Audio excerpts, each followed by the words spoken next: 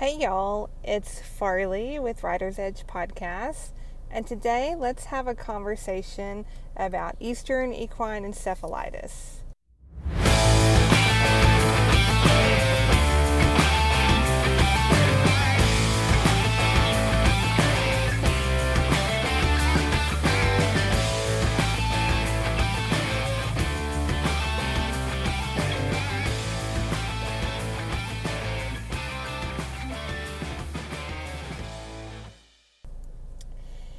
Eastern Equine Encephalitis, or as the news calls it, Triple E, has been in the news lately. So the other day I was getting ready for work, and the third story in on the Today Show was Triple E, and I was like, So I hung around and watched it, and they were reporting an outbreak in Eastern Equine Encephalitis, and I was like, oh, well, that's a pretty big deal that Today Show's covering it, because as you guys know, New York City news is typically about New York City. So as I watched the news program, and they were talking about all the human cases that had Triple E, and I was like, whoa, wait a minute, I'm going to have to learn more about this. So that's why I wanted to talk about this today, because as I was sitting there watching it, I was like, oh, I had no idea that people could catch Triple E. I just thought, I knew it was in my vaccination combo that I do every spring, right? Most of us do the combo vaccines, and if you don't, they come in a nice combo where it's Eastern, Western, Venezuelan, and a couple other things. And there's a couple different options that way that your vet can discuss with you. So, Triple E is a virus. It is a virus carried by mosquitoes. But let's talk about one thing and make that very clear. You cannot catch Triple E from your horse, and your horse cannot catch it from you, because both the horse and the human are end hosts for the virus, meaning it's not contagious. It will be detrimental to the horse or human that catches it, but it won't be contagious. So Triple E it's carried through mosquitoes who get it from birds. They bite the birds, and then they bite the horse or the human.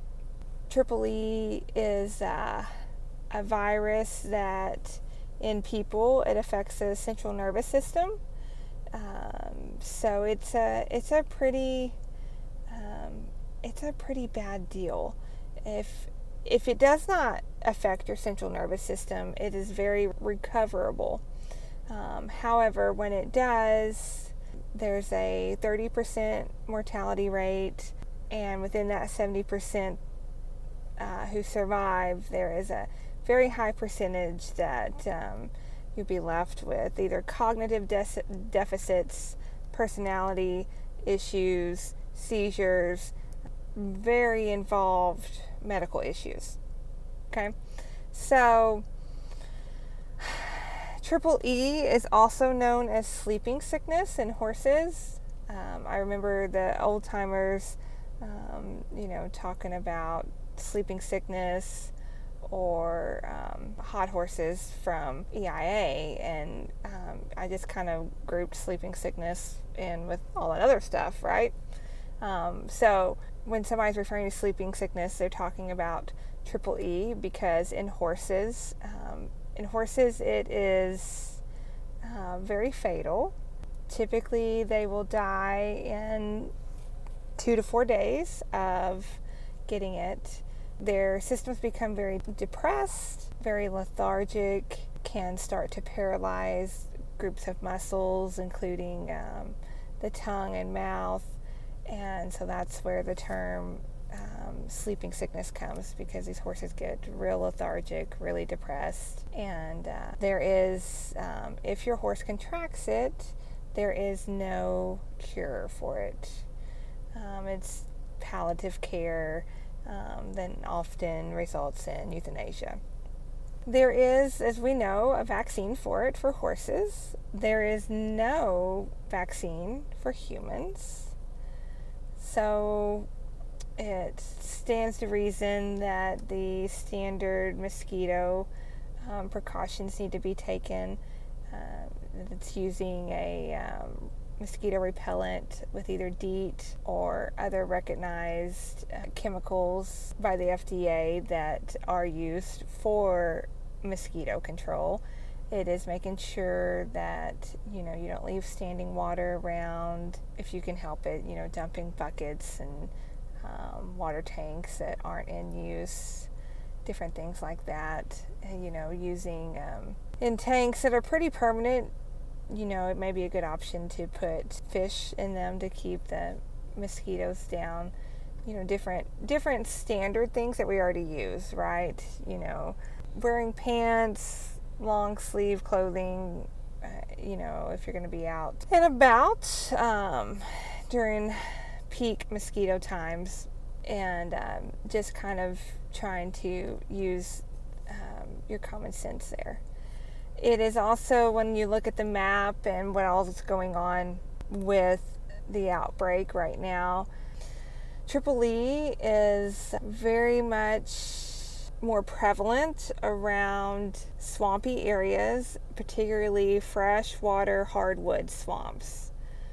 So down in the south, and apparently there's some up through the northeast. I personally have not traveled the northeast as much as I have the west, so I'm unfamiliar with some of that territory, along within the kind of the Great Lakes region, Michigan, Wisconsin, those kind of areas.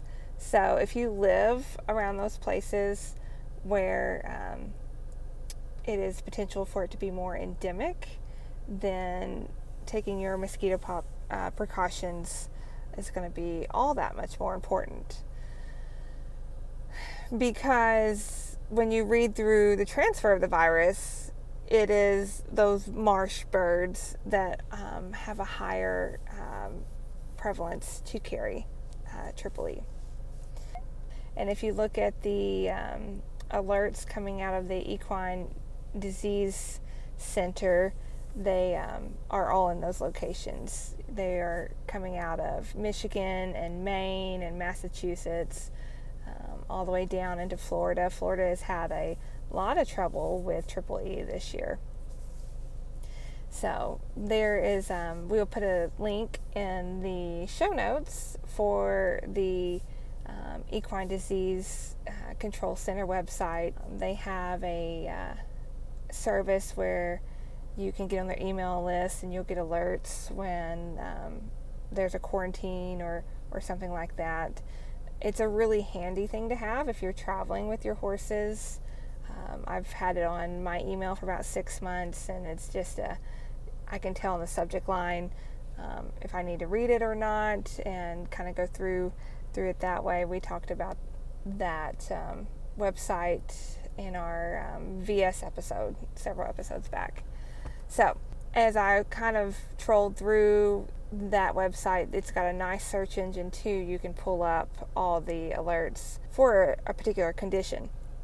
And when I pulled them up for Triple E, the majority of the horses were unvaccinated.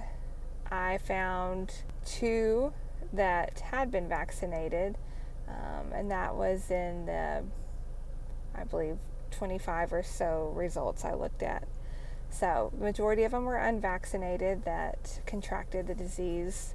So if you are going up and down the road, I know your horses are up to date on vaccines. If you're more of a hobby horse owner and your horses don't leave very often or kind of stay in a, tri-county area, it's still super important for your horse's health to vaccinate, because if you're not the one traveling, you may be around horses that are traveling and bringing different things back into your area. So just kind of some 101 facts about Triple E, because it's making the news right now. And so I wanted to kind of dissect the difference in horses and humans. They have several human cases, I know, in Massachusetts, and I believe surrounding areas up there in the Northeast. That I'm not quoting as much statistics on this one as I did the VS because it is changing so fast, and it was a little harder to keep just everything centralized from one location. But I will put the CDC link in the show notes to the EEE page for you.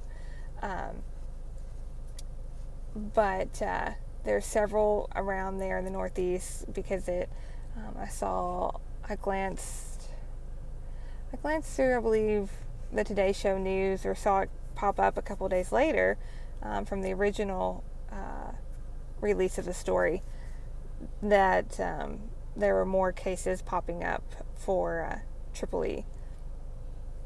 And it's just something that I thought we should talk about because it was making the news, and B, I didn't know. I had no idea that humans could get it also. So I hope you found this educational and informative. So if you have any questions, feel free to send me an email. If you have any questions about your horse's risk and EEE or any of the other diseases, make sure and talk to your veterinarian about your vaccination program. So I hope you guys enjoyed today, and as always, I will see you down the road. Thank you for listening to the Rider's Edge podcast today. We appreciate your time and attention. Thank you for always helping us move the conversation forward. If you liked today's podcast, please help us keep the conversations going by subscribing to this podcast, and consider leaving us a review so others can find us and join in on the conversations. You can also find more information by checking us out on our social media channels, including Facebook at Rider's Edge Therapy and Wellness, Instagram at Rider's Edge Therapy, and our website, www.ridersedgetherapy.com. It is there that you can book a consult for either you or your horse. Thank you, and as always, we will see you down the road.